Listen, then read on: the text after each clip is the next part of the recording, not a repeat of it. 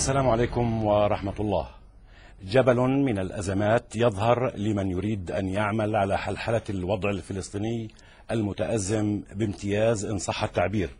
وإذا كان من نافل القول أن الاحتلال الإسرائيلي هو أساس كل المشاكل والبلاوي، فإنه لا يمكن إغفال الوضع الذي ازداد تعقيدا بسبب تسارع وتيرة الاستيطان الإسرائيلي منذ إدارة الرئيس بوش ومؤتمر أنابوليس الذي عقد في ظل ولايته، مرورا بوصول الرئيس باراك أوباما إلى الحكم وإعلانه الشهير في جامعة القاهرة حول عدم شرعية الاستيطان، وليس انتهاء بتقلد بنيامين نتنياهو زمام الأمور في إسرائيل.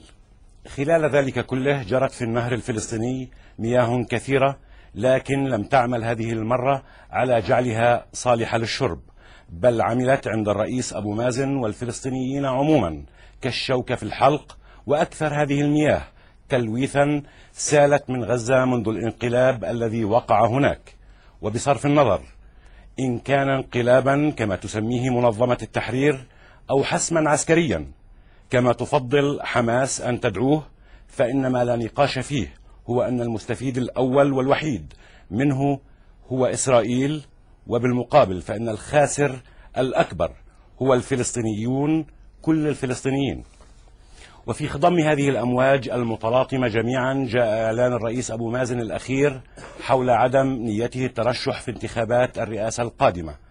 عن تداعيات كل ذلك وعن الخطة التي باتت تنعت بخطة مفاز سيكون لنا وقفة تشكل الجزء الأكبر من أولى حلقات برنامجنا هذا، وقد أسميناه حكي على المكشوف، لأنه سيعتمد المكاشفة والمصارحة أولا وثانيا ودائما. في هذا الجزء من البرنامج دعونا نرحب بضيفينا في الاستوديو: السيد حسين الشيخ عضو اللجنة المركزية لحركة فتح، أهلا وسهلا. أهلا بك. والدكتور محمود الرمحي عضو المجلس التشريعي والقيادي في حركة حماس، أهلا وسهلا بكما. وأيضا معي من الناصرة الأستاذ محمد بركة سكرتير الجبهة الديمقراطية للسلام والمساواة، أهلا بك أستاذ محمد. دعونا بداية نشاهد سوية هذا التقرير قبل أن نبدأ في الخوض في النقاش مع ضيوفنا.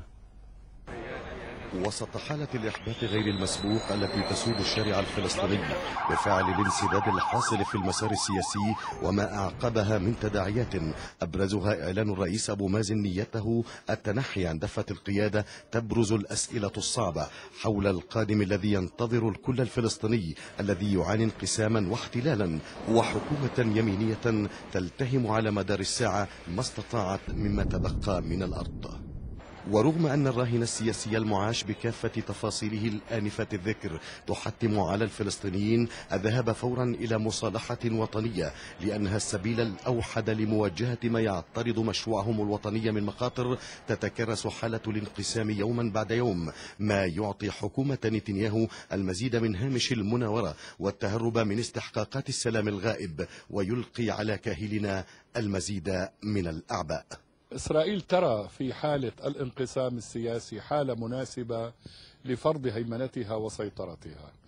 وفي مؤتمر هرزيليا السابق شمعون بيريس بكل حجمه الاستراتيجي والسياسي قال بالحرف الواحد في خطابه في هذا المؤتمر أن 3 أحداث هامة قد حصلت في 60 سنة الأخيرة، اللي هي قيام دولة إسرائيل والانقسام السياسي وحرب 67. فهو وضع الانقسام السياسي في مصاف هذه الأحداث الكبرى.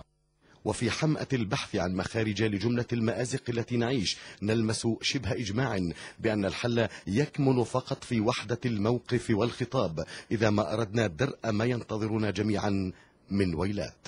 مطلوب الآن الجميع أن يحتكم إلى العقل ولغة الحكمة من أجل التوافق الوطني والمصالحة الوطنية، كما وقعت حركة فتح على المصالحة على ورقة المصالحة المصرية.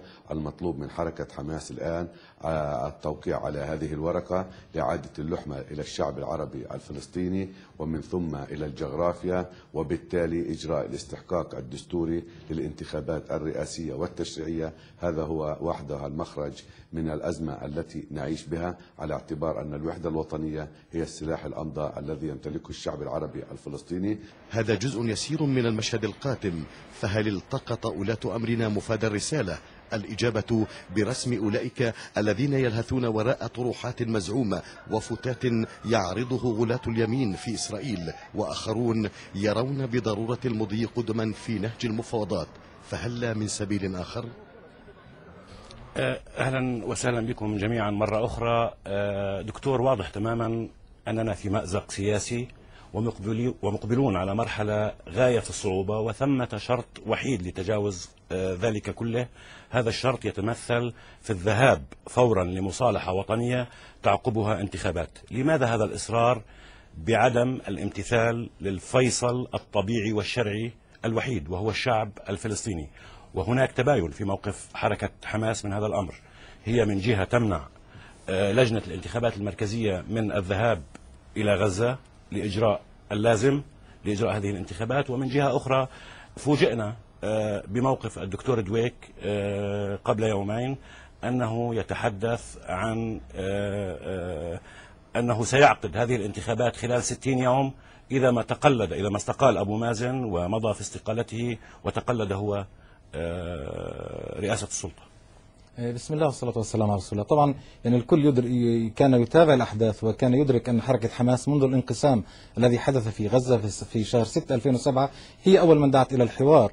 لم يقبل إخواننا في حركة فتح في ذلك الوقت العودة إلى طاولة الحوار، ثم استؤنف الحوار في القاهرة ووصل في شهر 9 من هذا العام إلى نتائج طيبة، وكان الشعب الفلسطيني متفائل بإمكانية القرب من التوقيع على اتفاق المصالحة. للأسف لكن قدمت لنا ورقة مصرية نتيجة هي خلاصة الحوار الذي تم بين حركتي فتح وحماس، وهذه الورقة في مضمونها 90% منها أو أكثر أو أقل يعني هي فعلا ما اتفق عليه الطرفان، فهي ورقة فلسطينية. لكن جاءت بعض النقاط في داخل هذه الورقة تم شط بعض النقاط وتم إضافة بعض النقاط التي كنا نتوافق عليها، ومن حقنا الطبيعي أن نتساءل من شطب هذه النقاط ومن أضاف تلك النقاط التي لم تكن موجودة، وهذا موقف من الورقة المصرية. أما بالنسبة للانتخابات يعني كان واضح ومنذ البداية واتفقنا في القاهرة مؤخرا أنه لا انتخابات بدون مصالحة.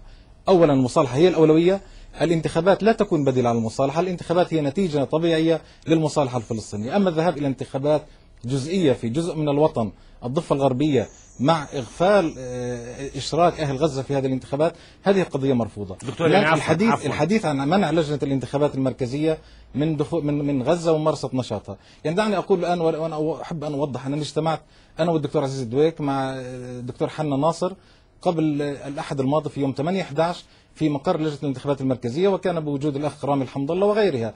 عندما استقبلنا الأخ الدكتور حنا ناصر ونحن رئيس المجلس التشريعي الدكتور عزيز دويك وأنا أمين سر المجلس التشريعي، قال أن هذا الاجتماع شخصي وليس رسمي. هذا كلام الدكتور حنا ناصر وتباحثنا بالموضوع. فعندما يعني رضي أهل غزة أن يستقبلوه شخصي كما يريد هو، إذا لماذا يريد أن يستقبلنا هنا شخصيا ولا يريد أن يتحدث معنا في الضفة الغربية رسميا ثم يريد أن يذهب إلى غزة ليتحدث رسميا؟ غزة قالت نحن على استعداد أن نستقبل حنا ناصر ومن معه كما جرى الحديث في الضفة اللي هي يعني استقبال شخصي، نحن على استعداد أن نستقبله شخصيا ونبحث في أمور الانتخابات.